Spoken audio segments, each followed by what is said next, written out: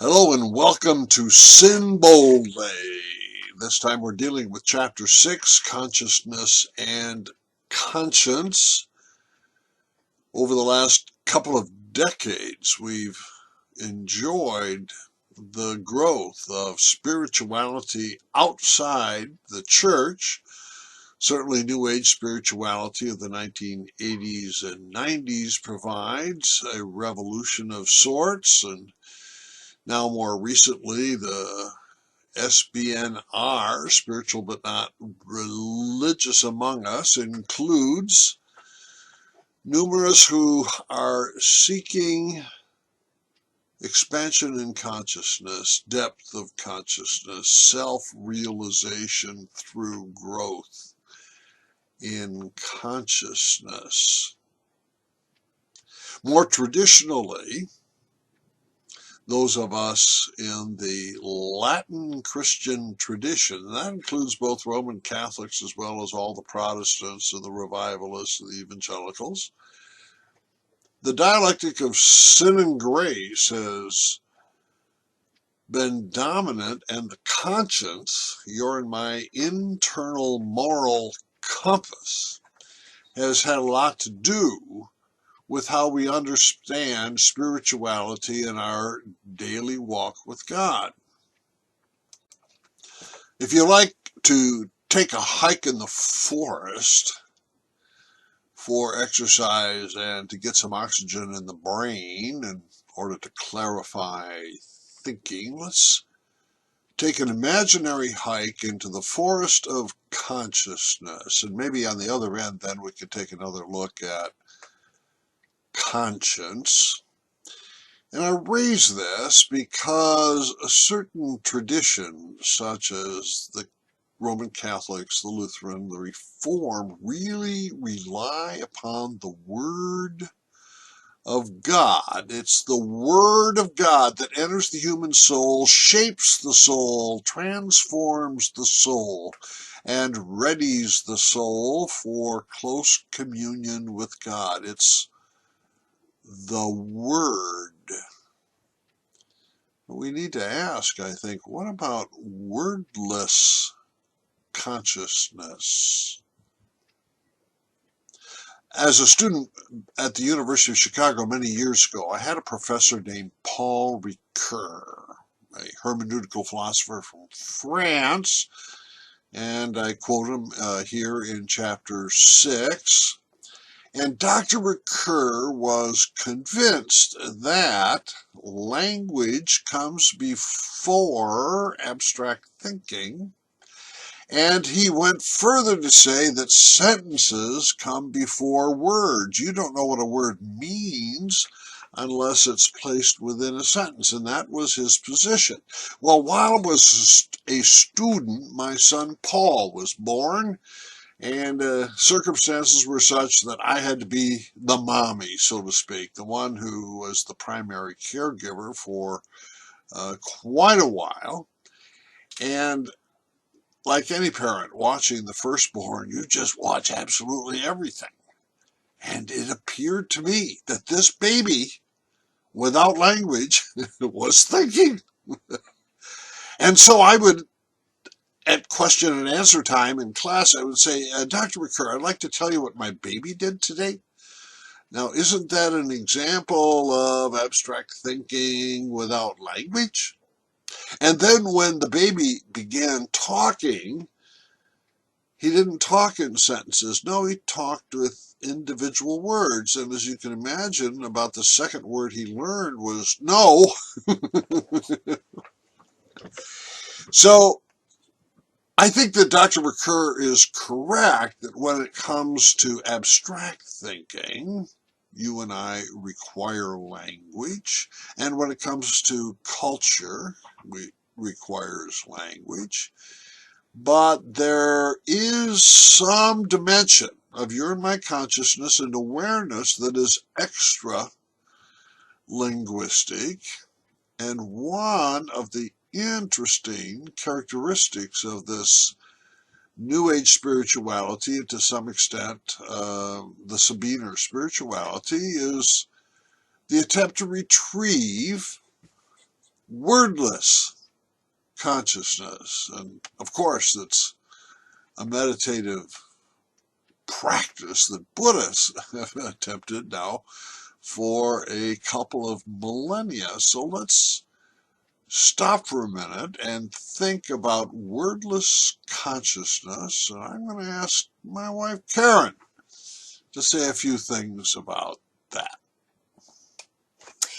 Thank you, Ted. Ted asked me to talk a little bit about my personal journey of trying to be more conscious, but I'm conscious certainly within my Lutheran roots. I have a friend in Chicago who is Swedish, and she and I always confirm on every phone call that we are Swedish and we're Lutherans.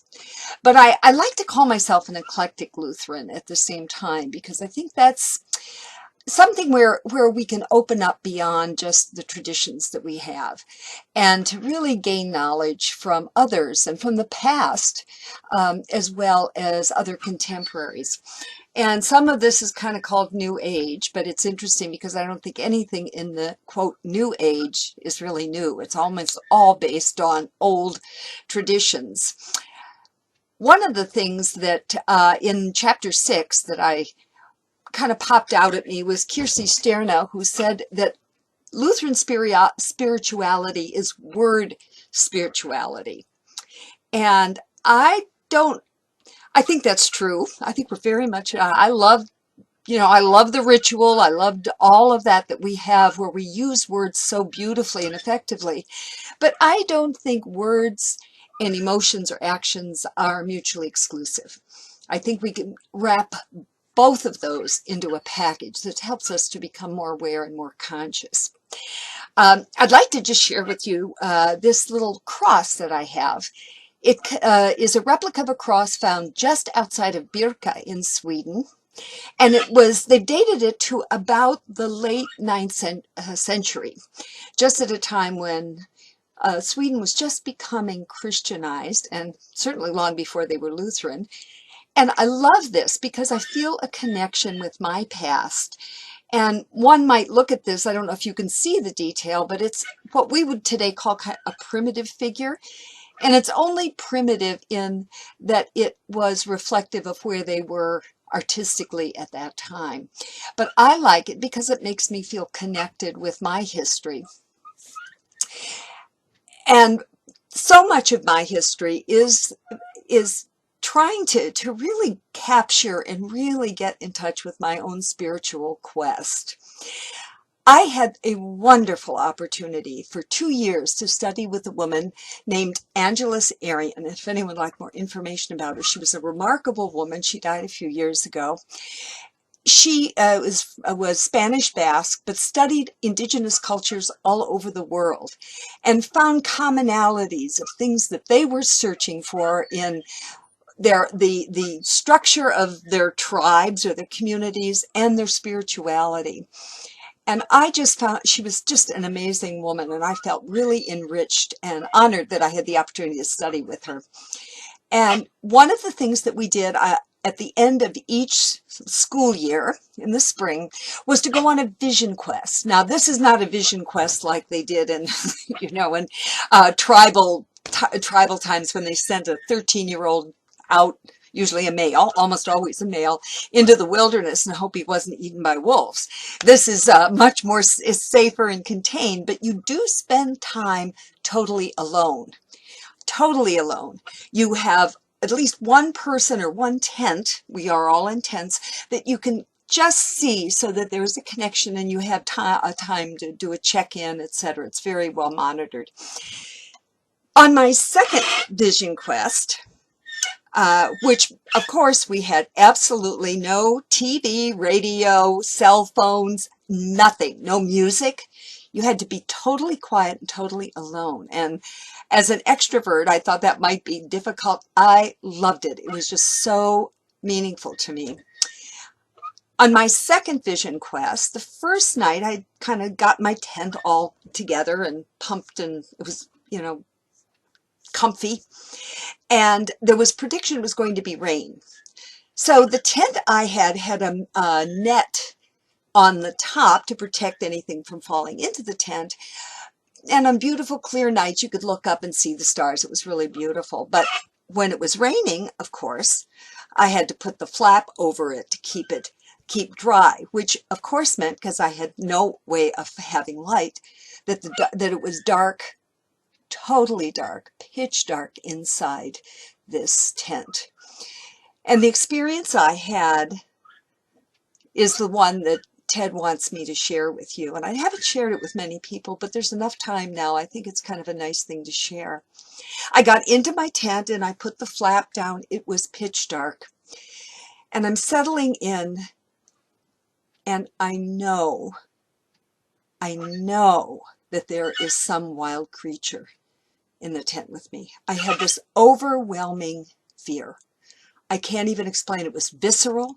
I felt it in my chest, and it was affecting my breathing. And I thought, how could a creature get into this tent? I'm looking, and out of the corner of my eye, I see the head of a large bird with a hooked beak, black bird, white around the eye, little bit of a red dot. And I know that this bird could attack me any minute, and he probably had talons and, would rip me to shreds. Then I remembered that Angelus, as we went out into this time, said, there's maybe times when you feel fearful for whatever reason. And she said, take your fear, acknowledge your fear, and take it up to heaven. So I did. I grasped my chest and I said, for me, it's God. God, please release this fear and take it to heaven. The creature was gone. Now, that seems pretty dramatic, but of course the creature was never there to begin with. And after we came back and we have a time that we all reflect and kind of share our experiences, I shared this. And to my amazement, Angelus said to me, was this bird black with a white ring and a red dot? And to my amazement, I said, yes, how do you know? We were doing this vision quest on Native American land.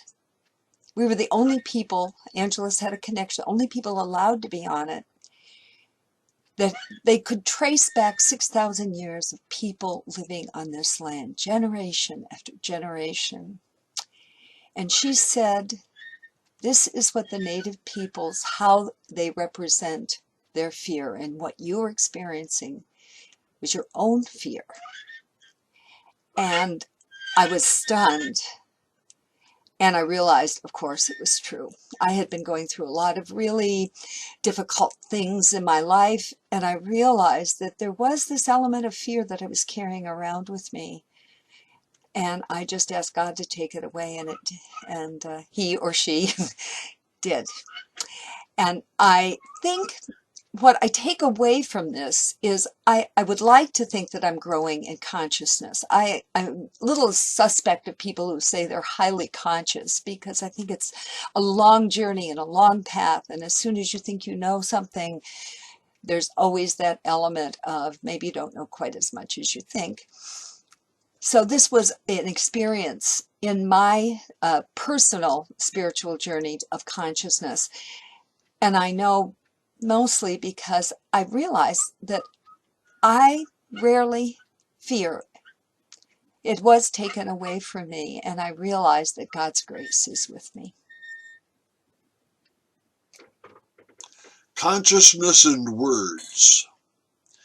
Suppose we think of our words and language as belonging to an island within a much larger sea of consciousness. And as we look from our island of words out towards the horizon, what we see close by has form and substance, but as our eyes are lifted further towards the horizon, things get blurrier, and we never do see clearly what the end of it is. Karen's experience with the Native American bird of fear is extra-linguistic beyond the words, but it had a definite form.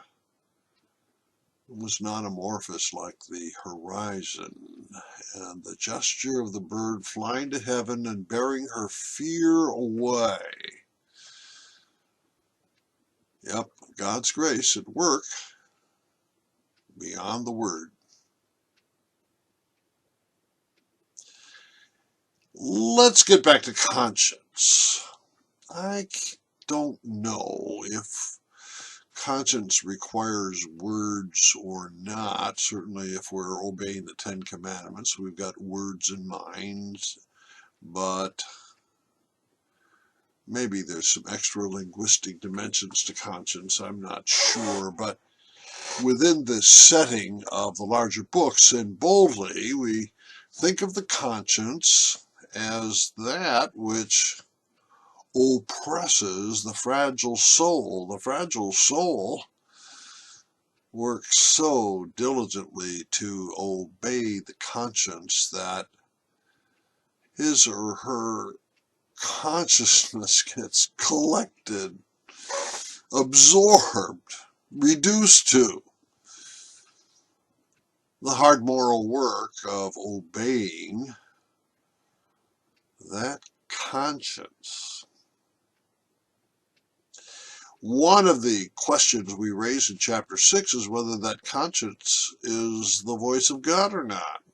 Theologians differ. I have Roman Catholic friends who are sure that the conscience is the voice of God speaking within our consciousness.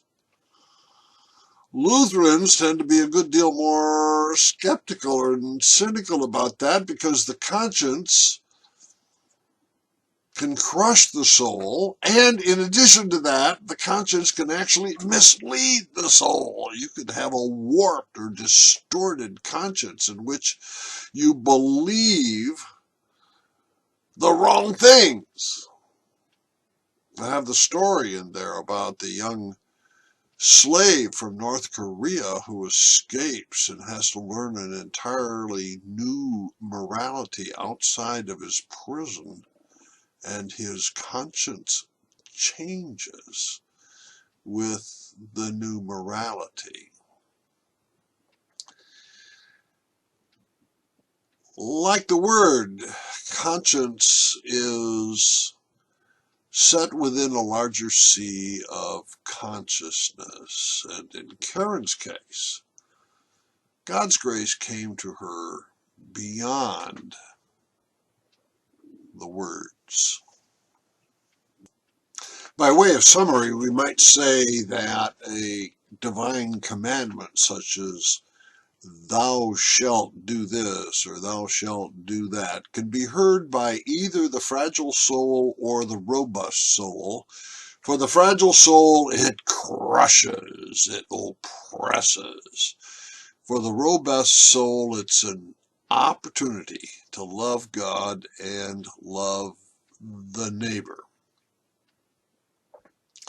Whether we are standing from the point of view of our words or from the point of view of our conscience, we find ourselves on an island in a much larger sea of consciousness.